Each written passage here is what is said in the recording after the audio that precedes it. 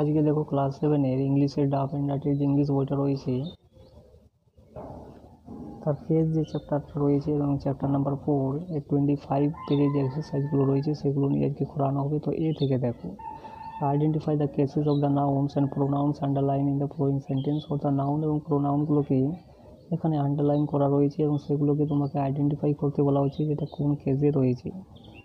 তো all his wealth, এখানে দেখো এটা অবজেক্ট হিসাবে কাজ করছে, তার জন্য এটা হয়ে যাবে অবজেক্টিভ কেস। এবং বীরবল এটা সম্বোধন করা হচ্ছে, তার জন্য এটা হয়ে যাবে ভোকেটিভ কেস। 3 নম্বর দেখো দ্য পিপল অর দ্য পিপলটা এখানে সাবজেক্ট হিসাবে কাজ করছে, তার জন্য এটা হয়ে যাবে সাবজেক্টিভ কেস। 4 নম্বরটা দেখো এখানে অ্যাপোস্ট্রফি রয়েছে, তার জন্য এটা হয়ে যাবে পজিটিভ কেস। 6 নম্বর দেখো এ ম্যান, এটা রয়েছে সাবজেক্ট হিসাবে কাজ করছে, তার জন্য হবে সাবজেক্টিভ কেস। 6 নম্বর দেখো হ্যামার, এটা রয়েছে অবজেক্ট হিসাবে কাজ করছে, অর্থাৎ we would find the hammer, অর্থাৎ আমি হ্যামারটাকে হাতুড়িটাকে খুঁজে বার করব। তাহলে এই হ্যামারটা কী খুঁজে বার করবো না অবজেক্ট হিসাবে কাজ করছে, তার জন্য এটা হয়ে যাবে অবজেক্টিভ কেস। 7 নম্বরটা দেখো the beast gave her lavish clothing, অর্থাৎ কী দিয়েছিলেন বিস্ট তাকে, পশুটা তাকে দিয়েছিলেন, কাকে দিয়েছিলেন, অর্থাৎ ভার্বকে কী বা কাকে দিয়ে প্রশ্ন করলে সবসময় ডেটিভ কেস পাওয়া যায়, তাহলে এটা হয়ে যাবে ডেটিভ কেস। 8 নম্বর দেখো মাদার্স, এখানে অ্যাপোস্ট্রফি রয়েছে, তার জন্য এটা হয়ে যাবে পজিটিভ কেস।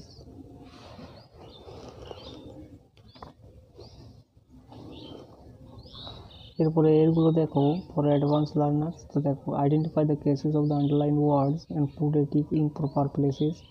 অর্থাৎ আন্ডারলাইন যে শব্দগুলো দেওয়া রয়েছে সেগুলোকে কিন্তু প্রপার প্লেসেসে তোমাকে ঠিক করতে বলা হচ্ছে, অর্থাৎ এই 4টার ভিতরে কিন্তু ফিল আপ করতে হবে। তো দেখো এখানে জারিটার সাবজেক্ট হিসাবে কাজ করছে, তার জন্য তার জারিটা হয়ে যাবে সাবজেক্টিভ কেস বা নমিনেটিভ কেস। 2 নম্বর দেখো স্যালারি,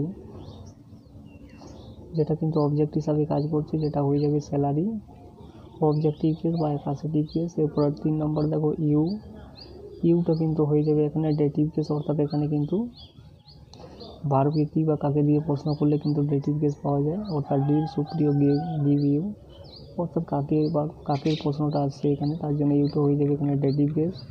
4 নম্বরটা দেখো জিনিয়া, এখানে সম্বোধন করা হচ্ছে, তার জন্য এটা হয়ে যাবে ভোকেটিভ কেস।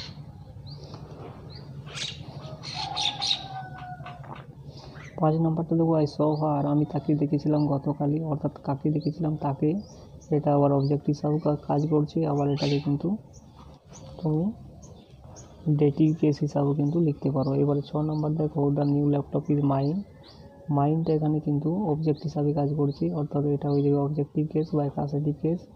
7 নম্বর দেখো দিস বায়োগ্রাফি ইজ অ্যাবাউট হুম, এটা কাকে দিয়ে প্রশ্ন কাকে বলা হচ্ছে, তাহলে এটা হয়ে যাবে অবজেক্টিভ কেস। এরপরে 8 নম্বর দেখো এটা সম্বোধন করা হচ্ছে স্যারকে, তার জন্য এটা হয়ে যাবে ভোকেটিভ কেস।